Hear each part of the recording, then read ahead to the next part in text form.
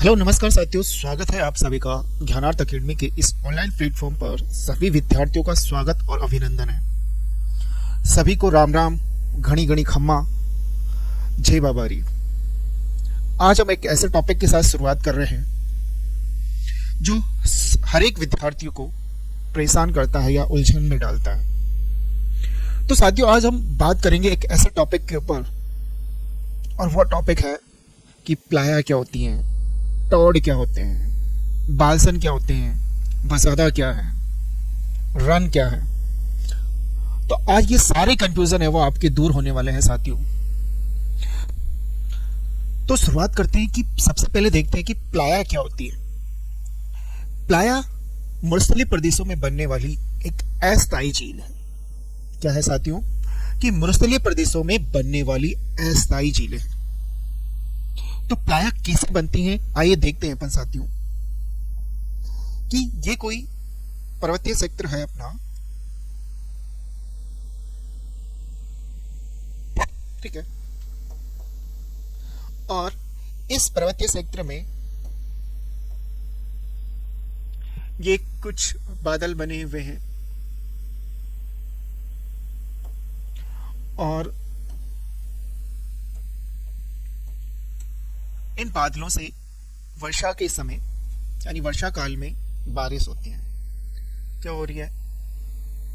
बारिश होती है, और इन बारिश के कारण जो वर्षा का जल बहकर है वो पहाड़ी के नीचे की तरफ आता है।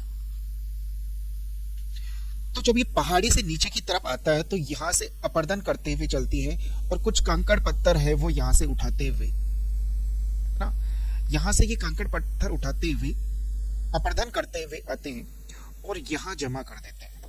कहां जमा कर रहे हैं? इस पर्वत पदीय क्षेत्रों में। ये पत्थर जहां जहां जमा हो रहे हैं, है ना, ऐसे क्षेत्र को बसादा के नाम से जाना जाता है। किसके नाम से जाना जाता है साथियों? ऐसे क्षेत्र को बसादा के नाम से जाना जाता है। यानी कंकड़ पत्थर का जमाव पर्वत पदीय क्षेत्रों में हो तो ऐसे को अपन बसादा के नाम से जानते हैं। और ये अपने को देखने को मिलते हैं जैसलमेर जिले के अंदर। कहां मिलेगा बसादा अपने को? जैसलमेर जिले के अंदर देखने को मिलता है। आइए अब देखते हैं कि इससे प्लाया कैसे बन रही है। तो ये प्लाया बनने का क्या रीजन है?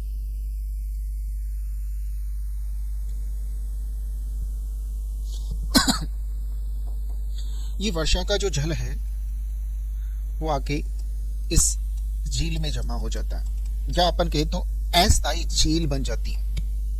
क्या बन जाती हैं? अस्थायी झील बन जाती हैं। और इसी अस्थायी झील को प्लाया कहा जाता है। क्या कहा जाता है साथियों? ऐसी अस्थायी झील, इसको प्लाया के नाम से जाना जाता है। और इसी प्लाया को अरब के मरुस्थल के अंदर, ये तो क्या हो गई साथियों? प्लाया, ठीक है। और इसी प्लाया को अरब के मरुस्थल में, किसमें? अरब के मरुस्थल में इसको मलहा के नाम से जाना जाता है। किसके नाम से जाना जाता है साथियों? इसी प्लाया को अरब के मरुस्थल के अंदर मलाह के नाम से जाना जाता है। ये तो बनी प्लाया। अब क्या होता है कि बालसन क्या है और सेलिनास क्या होता है? सबसे पहले देखते हैं कि इस प्लाया के अंदर कुछ लवण है वो ऊपर आ जाते हैं। क्या होता है? जैसे ही जल भरा है, क्योंकि ये मरुस्थलीय क्षेत्रों में होती हैं, और मरुस्थलीय क्षेत्र अधिकतर 33 सागर के अवशेष हैं जिसमें लवण पाए जाते हैं। अपन देखते हैं ना कि कोई भी ऊसर जमीन होती है ना, अपन कहते हैं, मारवाड़ी भाषा में अपन कहते तो खार कहते हैं, खार या नमक कहते हैं अपन, वाइट वाइट दिखाई देता है। तो ऐसे लवण जब इस झील के ऊपर आ जाते हैं, क्या है, ऐसे जब लवण हैं वो इस झील के ऊपर जमा हो जाते हैं, है ना, तो ऐसी लवणीय झील है ना, ऐसी जो लवणीय झील होती हैं, उस लवणीय झील को सेलिनास कहा जाता है। क्या कहा जाता है साथियों? ऐसी लवणीय झील सेलिनास कहलाती है। क्या कहलाती है? सेलिनास कहलाती है। अब बालसन क्या होता है? कि बालसन क्या होता है साथियों, कि मान लीजिए ये झील है, ये झील है और इस झील के अंदर,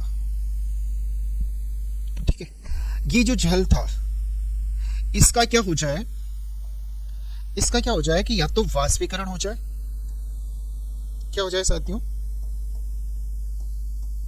इसका क्या हो जाए, वाष्पीकरण हो जाए। इस झील का जब वाष्पीकरण हो जाए तो ये झील सूख जाती है। क्या हो जाए?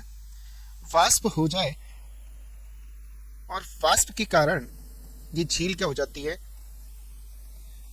सूख जाती है। ठीक है। एक और कारण हो सकता है कि यहां मरुस्थलीय भागों में चलने वाली हवाएं, या अपन कहें तो अपवहन क्रिया द्वारा यहां पर मिट्टी है वो जमा की जाती है। क्या की जाती है साथियों?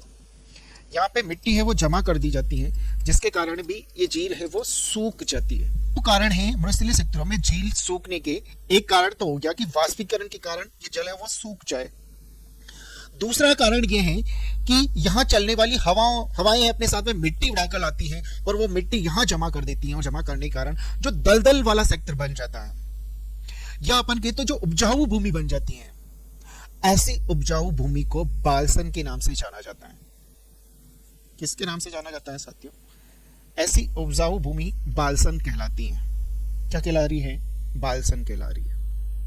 तो यहां पर आपको चार है वो टर्म देखने को मिले हैं, या चार शब्द ऐसे देखने को मिला है। एक तो है प्लाया झील, जो कि अस्थायी झीलें होती हैं, है ना।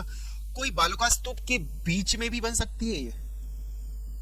ये बालू का स्तूप है,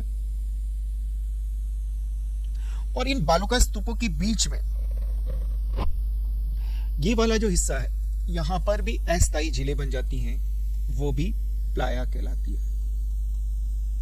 यानी दो बालू का स्तूपों के मध्य का क्षेत्र, बालू का स्तूप के मध्य का क्षेत्र हो,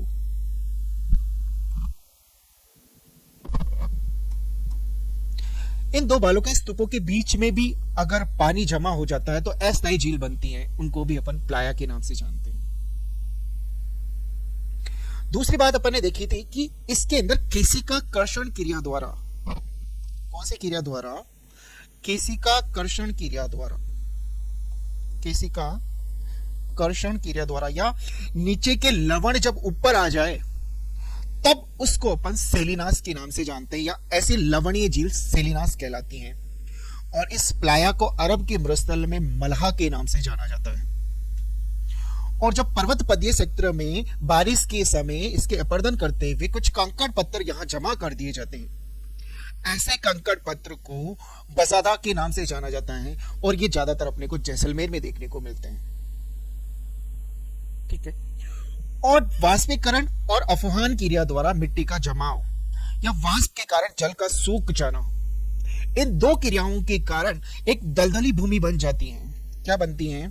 ये एक दलदली भूमि बन जाती है, और इसी दलदली भूमि को या उपजाऊ भूमि, इस उपजाऊ भूमि को बालसन के नाम से जाना जाता है। किस नाम से जाना जाता है साथियों? बालसन के नाम से जाना जाता है।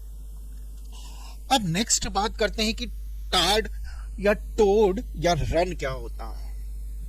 तो सबसे पहले देखते हैं कि टाड क्या होती है ना। टाड भी अपन देखें तो सामान्य तौर पर आपने देखा होगी, तीन प्रकार की टाट है वो अपने को दिखाई देती। एक तो ये वाली टाट जो आपको दिखाई दे रही होगी, एक टाट होती है जिसको अपन रेगिस्तान का फ्रीज कहते हैं, या अपन कहे तो गरीब की गाय कहते हैं। छाली जानते हो ना, छाली, या अपन कहे तो बकरी, वो भी टाट होती है। और एक टाट वो होती है जो आज अब देखने जा रहे हैं, जिसके बारे में अपन पढ़ने जा रहे हैं। तो देखते हैं कि टाड क्या होता है। मान लीजिए ये कोई मरुस्थलीय क्षेत्र है और यहां पर दो पहाड़ियां हैं, ठीक है।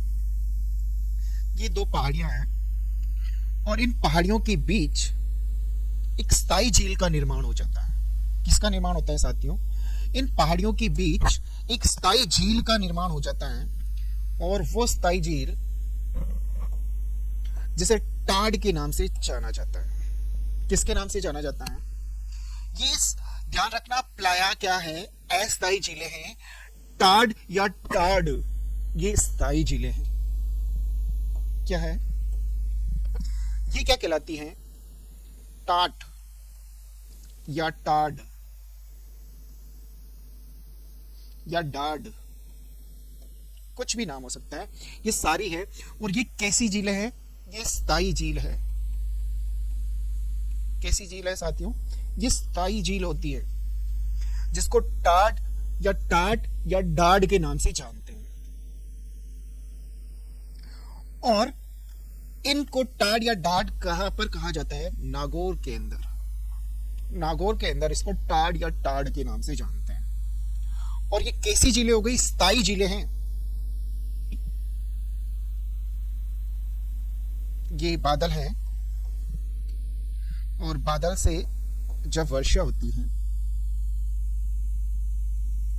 वर्षा के रूप में ये जल है वो यहां जमा हो जाता है।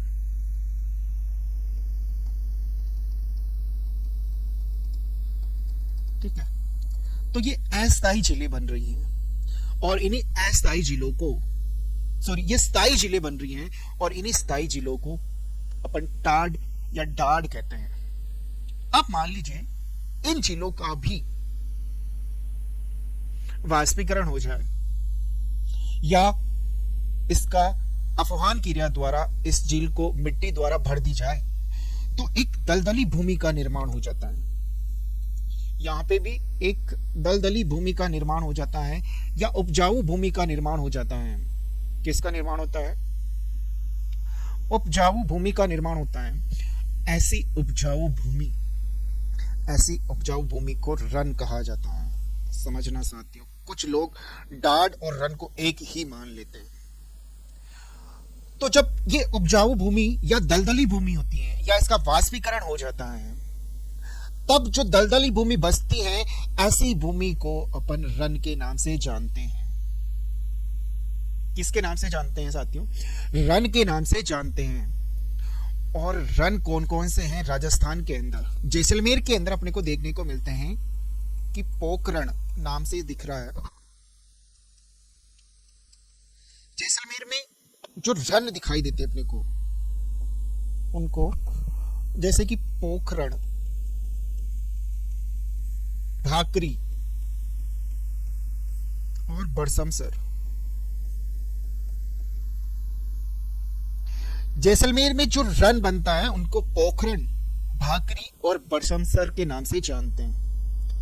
ऐसे ही रन फ्लोदी में भी बनते हैं। कहां पे बनते हैं साथियों? फ्लोदी में भी बनते हैं।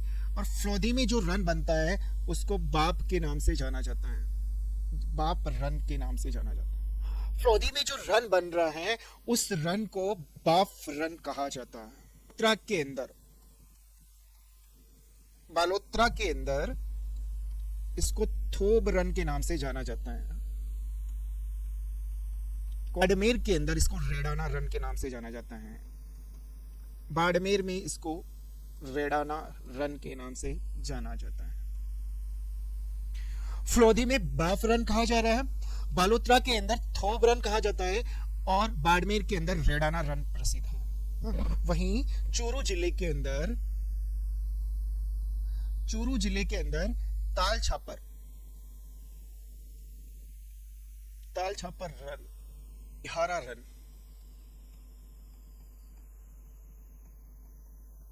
ठीक है, ये प्रमुख रन है साथियों।